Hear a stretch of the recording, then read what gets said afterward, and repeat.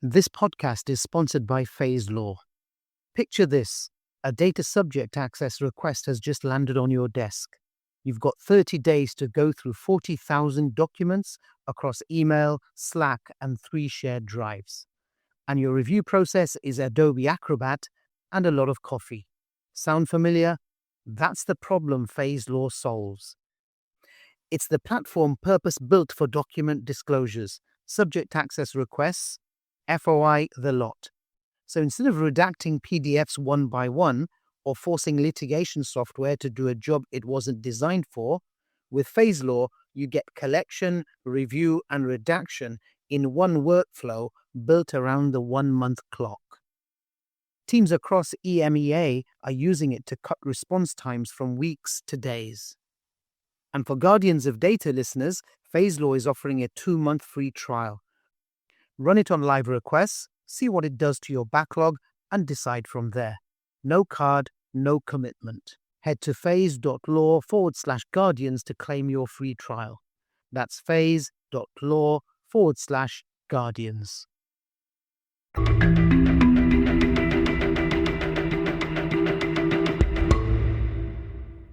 Welcome to Guardians of Data, the show where we explore the world of information law and information governance, from privacy and AI to cybersecurity and freedom of information. I'm Ibrahim Hassan. Today we're talking about something that sounds like science fiction, but is already part of everyday policing in the UK. Predictive policing. This involves the police using data and algorithms to try and forecast crime, where it might happen, and sometimes who might be involved. The idea is to use resources efficiently and cut crime. But a recent report by Amnesty International, entitled Automated Racism, argues that these predictive policing tools aren't neutral. They may be reinforcing and scaling existing inequalities. The report argues that the data they use is biased, particularly against Black and racialized communities in deprived areas. This is leading to the policing of these communities based on who they are, their backgrounds, where they live, and who they associate with. So in this conversation, we're going to unpack predictive policing, whether it works and what the risks are, especially when combined with other technologies like facial recognition. I'm joined by Ilyas Nagdee, who is a human rights campaigner and the Racial Justice Director at Amnesty International UK. Ilyas works on issues including systematic racism, policing, protest rights, and civil liberties. He has also written for The Guardian and is the co-author of a book entitled Race to the Bottom: Reclaiming Antiracism, a critical study of anti-racist politics in the UK. Let's jump in. Ilyas, thank you very much for joining us. I'm really excited to hear what you have to say. Thank you very much for having me. Let's start with the basics, because I think a lot of people don't fully understand what predictive policing is. It's a bit of a vague concept. What are we actually talking about in practice in UK policing today? Yeah, I think you're absolutely right. Many people might look at a term like predictive policing, and they might actually think it's a system that's much more sophisticated than it sounds, right? So the first thing to note is there's no agreed formal official definition of predictive policing in the UK.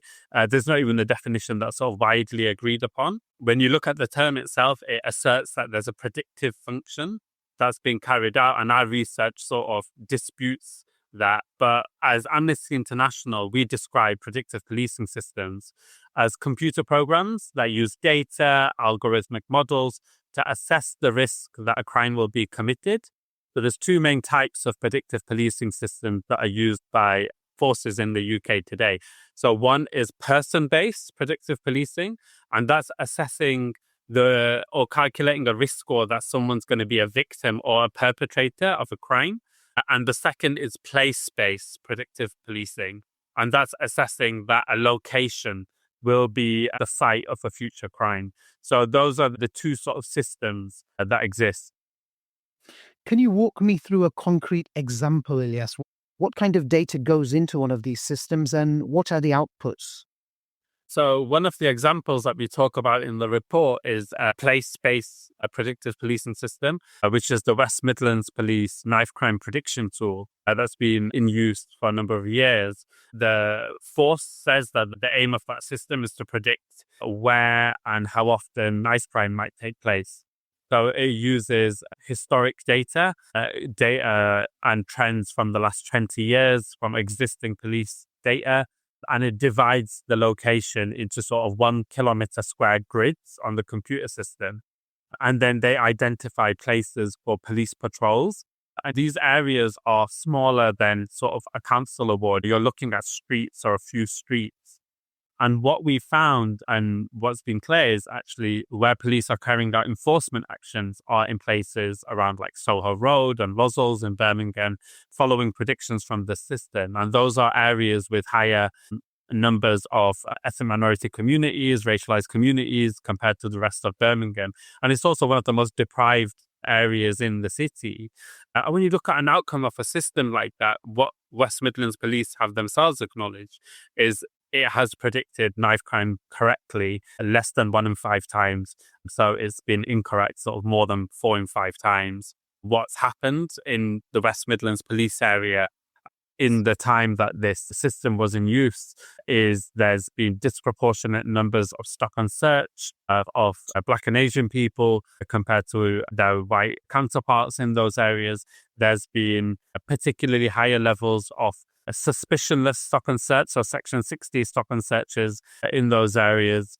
And there's also been disproportionate use of force against people in the area that West Midlands Police covers. And the police themselves have said that they can't satisfactorily account for that disproportionate use of force. But what we would say is, as a result of that system being in place, police officers are going into areas with the mindset this is where crime takes place. And of course, wherever crime is sought, crime will be found, is just what these systems are doing, putting these communities under the magnifying glass and placing them more at risk of not only disproportionate levels of police intrusion through stop and search, but also disproportionate use of force. That's interesting. Just to summarize, they're using historic data about crime to target particular areas and to predict where crime may happen. The police might say they're just making better use of resources. And if it leads to better policing and more law enforcement, surely that's a good thing. Yeah, so this is what we look at in the report through a concept known as a feedback loop. So what that means is police and, many police forces in the UK have come forward and said that there's institutional racism and discrimination within police forces. We know, especially when you look at documents like the Casey Review, the Macpherson Report and others, that police forces across the country have historically and long-standingly disproportionately policed particular communities. And that data is as a result of where police have used data that reflects the structural and institutional discrimination present in policing and the criminal legal system. So, the way that police say communities will have been disproportionately policed in the 90s, the 100s, that information is being used to make predictions or create profiles. That data includes things like police intelligence, stop and search, arrest data. And of course, we know historically where areas where there have been high populations of Black and racialized people have been disproportionately policed. So all that's happening is the bias that exists in that data is leading to predictions that crime will occur in those same areas, or individuals from those backgrounds are likely to commit crime. So police then return to those areas through the guise of, well, that's where the system's telling us we need to go. And because they're going to those areas compared to others, that's where they're finding crime. So that goes back into the system, which is sending them back into that area. So it's a repeating cycle and feedback loop that's occurring. Let's take a quick break. This podcast is sponsored by Phaselaw. Picture this: a data subject access request has just landed on your desk. You've got 30 days to go through 40,000 documents across email, Slack, and 3 shared drives. And your review process is Adobe Acrobat and a lot of coffee. Sound familiar? That's the problem Phaselaw solves. It's the platform purpose-built for document disclosures, subject access requests, FOI, the lot. So instead of redacting PDFs one by one or forcing litigation software to do a job it wasn't designed for, with Phaselaw, you get collection, review, and redaction in one workflow built around the 1-month clock. Teams across EMEA are using it to cut response times from weeks to days. And for Guardians of Data listeners, Phaselaw is offering a 2-month free trial. Run it on live requests, see what it does to your backlog, and decide from there. No card, no commitment. Head to phase.law/guardians to claim your free trial. That's phase.law/guardians.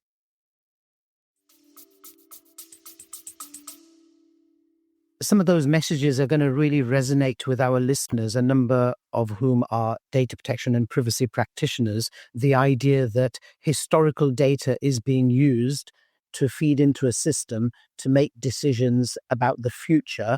And of course, if the data itself is not accurate, hasn't been fully checked, then it's going to perpetuate existing biases and compound and almost industrialize these biases.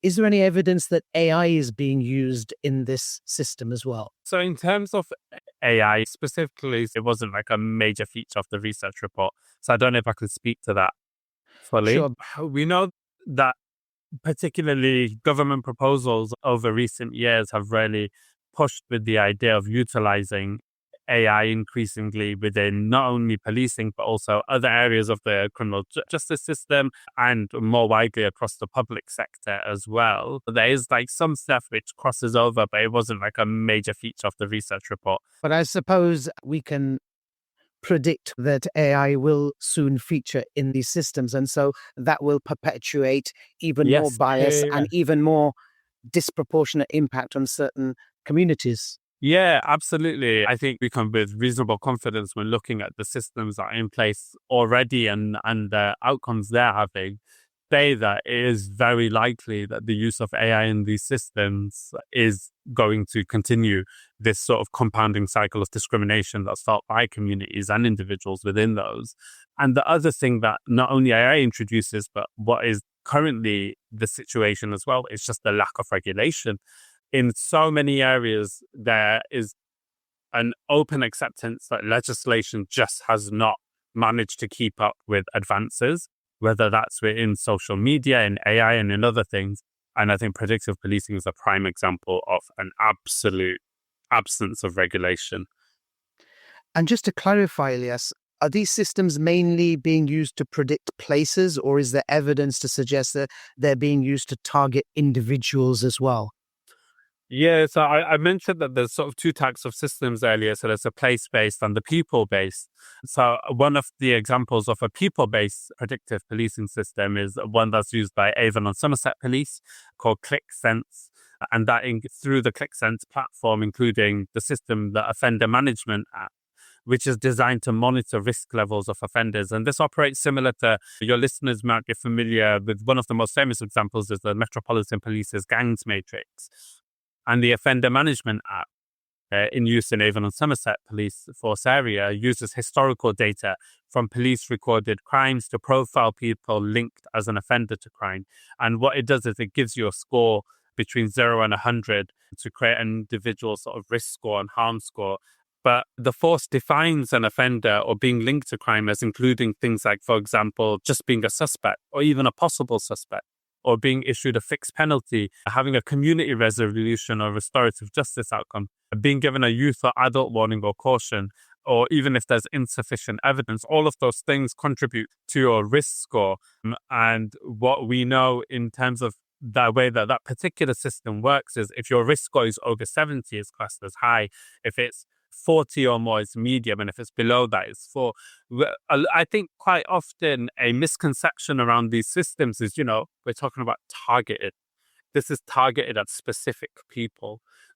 Even on Somerset Police, when we were carrying out this research, we found, like in their documentation, that the numbers that were present said around 300,000 people were on its offender management app. As many as 170,000 had been given a risk score in the last 6 years. That's not a small number of people. There's been no formal evaluation report on any of its click apps. Even on Somerset Police, they say that we share this information and the outputs with other agencies, including the City Council and stuff like that. And just as an example of how this impacts people, we spoke to an individual who had been profiled by this system and given a risk score. He told us he reckons he's been stopped and searched over 50 times. It was only because he was stopped by police so many times that he submitted a subject access request. And he found that he'd been profiled through the system, but they wouldn't tell him anymore. They wouldn't tell him what his risk score is. He found out that the police probably had incorrect data about him on his criminal record, which is probably why he was risk scored in the first place. And he asked them to correct that. And they said they weren't able to. And it took a legal challenge for him to be able to get that correction to his criminal record. And when people think about stop and search, many people may never have had to experience a stop and search. Some people may have experienced one stop and search. But imagine trying to live your everyday life and possibly many of your interactions with police, because you're being profiled on a system you don't know about. You don't know what your score is. You don't know how to challenge that, what information underpins that, how to ever get that changed. You're coming out of Tesco, you're walking to the bus stop, you're trying to do anything, living your day-to-day life, and all you're facing in that is a level of police intrusion that is disproportionate and should never be the case. Thank you for that, Ilyas. You very clearly explained that the whole argument sometimes people have when we raise awareness of these kind of issues is, well, nothing to hide, nothing to lose. If you're not a criminal, you don't have to worry about. What you've clearly explained is that we all should be worried because the people these systems are processing information about, making decisions, is more than just your person who is of interest to the police. It's everybody, or potentially everyone.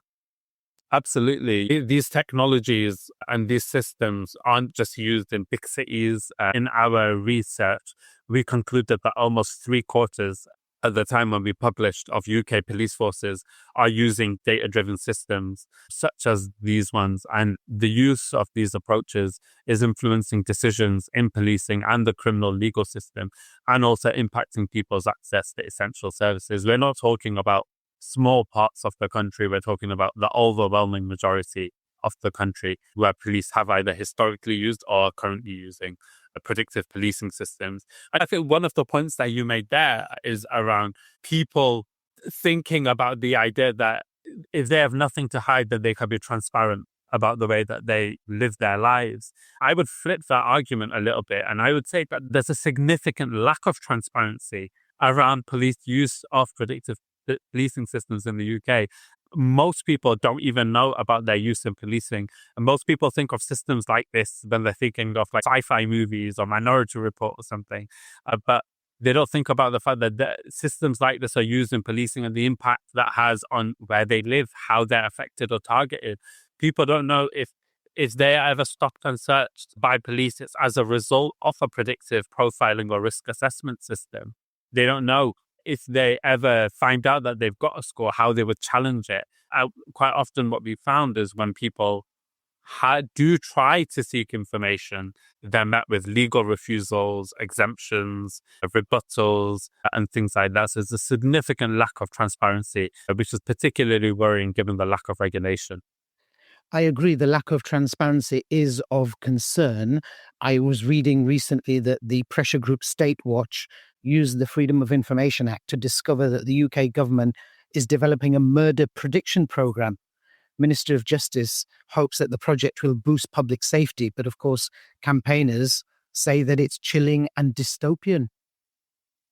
Absolutely. You also mentioned, Ilyas, the gangs matrix. I'm glad you mentioned that because the Information Commissioner a few years ago served an enforcement notice on the Metropolitan Police saying that the system wasn't complying with existing data protection laws. So it's interesting what you've said with regards to the legislation. Do you think that the legislation needs to be updated and we need specific legislation around these systems? Yeah, just on the subject of the gangs matrix, as you rightly outline, after that finding from the ICO, the Metropolitan Police in February 2024 said that they were going to discontinue the use of the database. But what we're particularly worried about is what's come in, which is the violence harm assessment, which the Metropolitan Police says is intelligence tool to prioritize and drive operational activity, to focus direct resources. When you look at the outcomes of the violence harms assessment, I think the last data I've got in front of me is in August 2024, there were just over 1,300 people on the violence harm assessment. Of those, 2/3 were Black. So what we can clearly conclude from that is when that's so disproportionate to the population and the ethnic breakdown of London, all that is the gangs matrix alive by another name. So we are particularly worried about is as a result of the lack of regulation in this area as well, even where forces have been found previously to be misusing these systems or these systems leading to discrimination, both in the way that they are built and the operational decisions that they lead to. These systems are just continuing under another name. The legislation that we have at the moment, we agree that there is no single piece of legislation. We've got the UK GDPR, we've got Part 3 of the Data Protection Act, which applies to law enforcement agencies, and then we've got the Human Rights Framework. Is that enough, or do you think we need further legislation to regulate this area? Yeah, absolutely. I mean, so in terms of regulation, it's been quite interesting. I think this goes back to that point we were saying around transparency as well, right? When we were doing this research and we wrote to every police force in the country, there was quite a lot of resistance to those that wanted to provide information. Some just didn't respond to our FOI request. Others cited exemptions. Even the Metropolitan Police Service, in their response to us, sort of said, we recognize your description of forces giving punchy responses to your queries around these systems. When we wrote to the Minister for State for Policing, Fire and Crime Prevention, they sort of told us that in terms of regulation, all chief constables had signed up to the AI Covenant for Policing. But when we look at that covenant and what it does, that's not a satisfactory safeguard in any way. When we were carrying out this research, our research project took almost 2 years. Police forces didn't reply, replied only when chased or prompted. Sometimes they didn't respond at all, cited blanket exemptions. Sometimes provided contradictory information, saying they didn't use predictive systems when there was other official sources and information that said that they did, failed to send documents they had agreed to disclose. The Metropolitan Police told us that their systems have independent oversight through the London Policing Ethics Panel for any contentious use of data, and they wouldn't use any predictive data system without being open and transparent about it. But there's no publicly available assessments by this ethics panel of either the Metropolitan Police Service use of TM risk terrain modeling or the violence harm assessment system I was talking about earlier.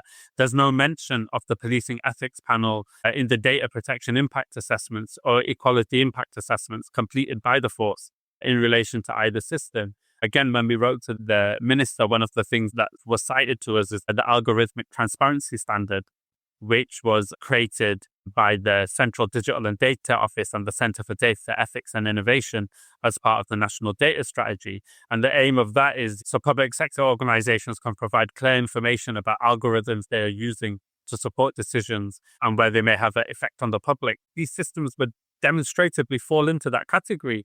And they said they should be made public when it's being piloted or deployed. In the algorithmic transparency record, there's only records of 2 systems in use by police forces when we were carrying out this research. That's nowhere near the number of systems that exist. So you're saying there's a disconnect between what the police and law enforcement agencies are saying in terms of transparency, openness, accountability, dealing with people's rights, and what they're actually doing. That's interesting. If Amnesty were invited to be involved in drafting new legislation to govern this area of predictive policing, because with AI, as we've said, it's only going to increase, and the power of AI is going to be harnessed to do more of this kind of stuff. What would be your guiding principles in drafting legislation to govern this area? I guess like the first step is all of us agree states have a responsibility to keep us safe, to keep us, our families, our community, and all of us in this country safe, right? And there are actions and things that police can do in order to ensure that that intrudes on our human rights. And the entire thing around there is looking at how those responsibilities are balanced and how those restrictions to our rights to privacy and family life, which are subject to certain restrictions, are provided by law, are necessary and proportionate, and are for the purpose of protecting specified public interests like national security. That's the test set out in international human rights standards. If states can demonstrate that those restrictions to our rights that I've spoken about and that we document in our report are for the purposes and meet this test, then those are legitimate restrictions. But what we have found, and our research concluded, that the police use of these systems necessitates widespread monitoring, collection, storage, analysis, or other use of personal data, including specifically sensitive data. It does so without reasonable suspicion of criminal wrongdoing. And we believe there's evidence in the UK about the disproportionate targeting of racialized communities, people from deprived backgrounds. And what that does is that meet the standard to be described as indiscriminate mass surveillance, which can never be proportionate interference with several of our rights, whether that's privacy, expression, association, assembly. So as Amnesty International, our position is all indiscriminate mass surveillance fails to meet the test of necessity and proportionality, and therefore violates international human rights law. And those key principles of necessity and proportionality are very much baked in to existing data protection legislation. So even in the absence of specific legislation, would you agree, authorities, law enforcement agencies just complied with existing data protection law, that would be a good start in achieving that trust, that transparency that this area requires? Yeah, so I mean, our fundamental conclusion as a result of it meeting the standard of indiscriminate mass surveillance is that predictive policing systems, as has happened in many places across the world, should be prohibited. I see. You mentioned that these systems are being used across the world. Have you seen any country in the world that is doing it right the way Amnesty would expect? Most people think of predictive policing, and quite often what's said by even some of the firms that are selling these technologies to UK police forces is predictive policing is something that happens there. And there means specifically the United States, which, there's been much criticism in the US for these particularly geographic predictive systems, repeatedly targeting poor areas and areas with high concentrations of particularly the states, African American people and other racialized communities. A landmark study in 2016 in California on Predpol, which is a major geographic predictive policing software company, said that the algorithm would result in the targeting of Black people for alleged drug crime at twice the rate of white people, despite all the data showing that people of all races use drugs at similar rates. Another study on the same system on Predpol by the founder of Predpol itself found that Latino people in Indianapolis, Indiana, would have been subject to 200 to 400% the amount of police patrols as white populations had it been deployed there. What we've looked at, and in 2021, a study that looked at 7.4 million predictions from Predpol's own crime prediction data, which had been left on cloud storage, accessible by an open link, found that neighborhoods that the software targeted for increased patrols were more likely to be home to Black people, Latinos, families, and particularly areas where there was higher qualification for free or reduced lunch programs. So again, areas with high levels of deprivation. In the States, what's actually happened is a number of US police forces have stopped using predictive policing systems altogether. Palo Alto Police Department said they didn't find it effective and didn't get any value from it. It didn't help the department solve crime. Other police forces also stopped using it. Police forces in some cities, Oakland, New Orleans, Pittsburgh, had to be forced to stop using them after local city councils banned the practice. So rather than looking at tweaks and changes that could be made, we're hopeful in moving to a space where many of these systems are prohibited in their use because of not only findings around ineffectiveness, but particularly the concerns that continue to be raised that these systems are just reproducing and compounding discrimination for communities. It's interesting you mentioned the US and the fact that some police forces have voluntarily stopped using these systems because they've realized that there are serious accuracy and data quality issues.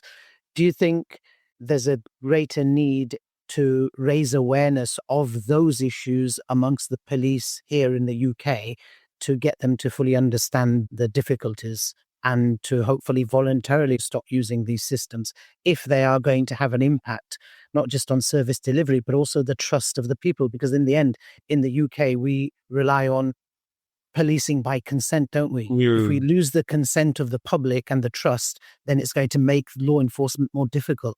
Do you think that message has got across or needs to get across more strongly to the police? So I don't think that message has got across. I think what I'm particularly worried about is the way that these technologies are often sold to services like the police and to other elements of the public sector. This is all about increasing efficiency. We're operating at a time where state infrastructure is operating with increasingly depleted resources on services that serve the public, the NHS, schools, local authorities, police forces, etc. And what's quite often said is these technological developments will support with depleted resources. When you look at the amount of money that's wasted on these systems, and it's not small amounts, millions of pounds have been given not only by central government to police forces, but also police forces themselves are spending, in some cases, hundreds of thousands of pounds per year to operate these systems, even when they're not having any demonstrable impact. A good example is Kent Police. They were one of the early adopters of Predpol, that system from the US in the UK. They used it for 5 years between 2013 and 2018. They themselves said they're the first force in England to introduce predictive policing systems.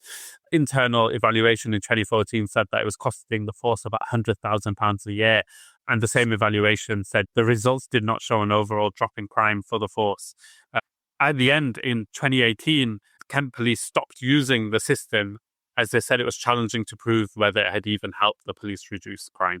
So police forces are being sold dreams in some cases, or are chasing this use of data in the hope that it will lead to some impact that demonstratively does not seem to be occurring.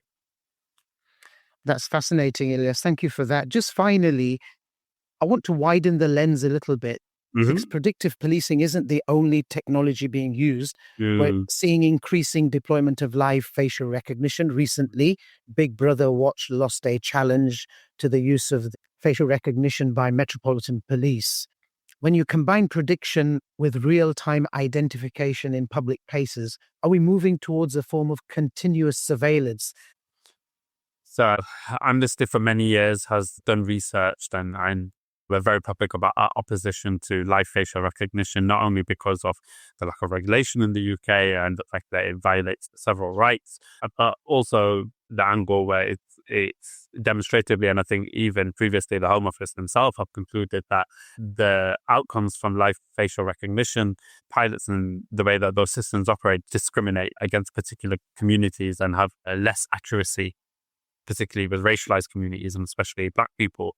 So I think you're right. We sadly are moving to a time where actually many members of the public may not necessarily be completely aware with how not only the surveillance is occurring, but also we're seeing in real time the capture of our data, not only by police forces and state authorities, but also increasingly and worryingly, there are concerns about the role of private actors within our data collection. And I think that's really clear at the moment with the campaign for Palantir and the NHS. Fascinating. Just finally, Ilyas, our listeners are no doubt going to want to look at this area in much more detail and read about your work. Where can they do that? Yeah. If your listeners want to find out more about the systems, what they do, how they operate, their outcomes, their assessment of that against human rights standards, if they just Google Amnesty Automated Racism, that'll take you to the report that we found. But there's actions that they can take, including signing our petition. There's also recommendations that they can look at that we have made to government around how, well, firstly, our foundational and core argument is that these systems should be prohibited. And then we also have minimum sort of recommendations where we're calling on incremental steps towards prohibition. Fantastic. Ilyas, it's been a fascinating conversation. Years ago, we used to say that we are sleepwalking into a surveillance society. I think now we are waking up to a society where algorithmic decision making is normal in policing. The issue very much for me is that we're doing it without transparency and without a public debate. So this kind of conversation with experts like yourself will hopefully create debate and awareness. So I'm really grateful for your time, and hopefully we can invite you again. Thank you very much for having me, and thank you to you for the work that you do in helping convey these really important aspects, and sometimes, sadly, within the public debate, under-communicated, like the really important aspects of how our data and information is used, and the regulations surrounding that, I think, is a step that people really do need to know more about. And I think the work that you're doing on this podcast and through other means is crucial in informing that public debate.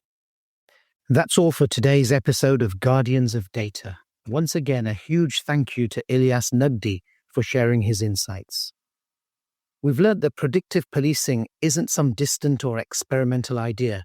It's already embedded in policing in the UK.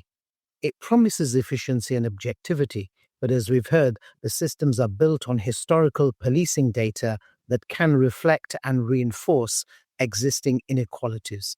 So tools designed to make policing smarter may also be making it less fair, especially for communities that are already over-policed. And when the police start layering these systems with other technologies, such as live facial recognition, the risks multiply, and we have the possibility of continuous data-driven surveillance in public places. It's not surprising then that Amnesty International are calling for the police to stop using predictive policing. And there are now reports that predictive policing or predictive analytics systems are being used by councils. Recently, Wired magazine published a detailed critique of a long-running partnership between Avon and Somerset Police and Bristol City Council, where they develop predictive policing and safeguarding systems. One of these systems was the Think Family database, which was launched in 2016.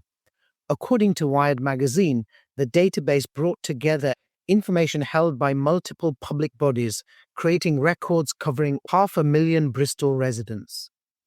The council played a central role by contributing and managing information from housing, education, children's services, social care, and other local authority functions, whilst the police contributed intelligence and crime data. The intention was to provide practitioners across organizations with a more complete understanding of individuals and families who might require support, enabling earlier intervention and better coordination between agencies. Using the shared data, the two organizations developed numerous machine learning models designed to predict a range of outcomes.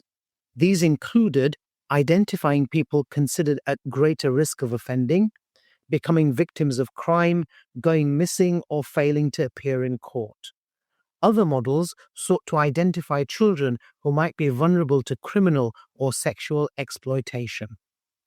On paper, these systems reflect a broader ambition shared by many public sector organizations, using data more efficiently to improve services and prevent harm before it occurs. However, the Wired investigation suggests that the practical realities are far more challenging. A lack of transparency, accuracy, and trust were some of the issues highlighted by researchers. Despite these challenges, the broader direction of travel appears unchanged. As Wired reports, police forces across the UK continue to invest in artificial intelligence, predictive analytics, and data-driven policing. So the challenge for information governance professionals, especially those working for law enforcement agencies, is to ensure that the systems underpinning predictive policing have strong governance mechanisms, including independent oversight, rigorous testing, and meaningful transparency before they become embedded within policing and even in local government. Many of these governance mechanisms are already built into the relevant law, particularly Part 3 of the Data Protection Act 2018 and the UK GDPR. IG professionals have an important role in ensuring these mechanisms are baked into predictive policing systems at the design stage. This will not only achieve legal compliance, but will also ensure that policing techniques maintain the trust of all communities. If you found today's discussion useful, please subscribe, share this podcast with colleagues, and leave us a review. And remember, whether you're a seasoned professional or just starting out in information governance, there's always more to learn, and we'll be here to help you stay ahead of the curve. Thanks for listening, and join us next time on Guardians of Data.